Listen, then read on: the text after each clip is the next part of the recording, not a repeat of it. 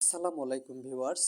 এত সার কীটনাশক দিয়েও মটরশুঁটির ফুল ফল ও গাছ গাঢ় সবুজ হচ্ছে না, তাহলে আমার দেখানো দুটি পাউডার, প্রথমে থিওপিট পাউডার 2 কৌটা এবং অ্যান্ট্রাকল পাউডার 1 কৌটা এভাবে দিয়ে খুব ভালোভাবে নাড়িয়ে নেবেন।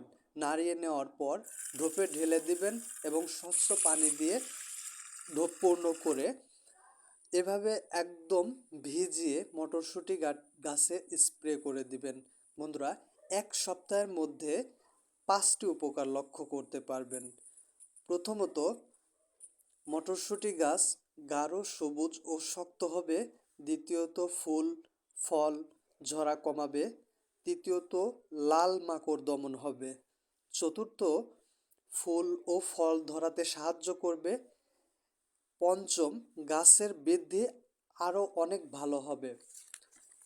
ভিউয়ার্স, আমার প্রত্যেকটি ভিডিওই বাস্তব অভিজ্ঞতা থেকে নেওয়া, তাই চ্যানেলটি সাবস্ক্রাইব করে পাশেই থাকবেন সবাই। ধন্যবাদ সবাইকে। আসসালামু আলাইকুম।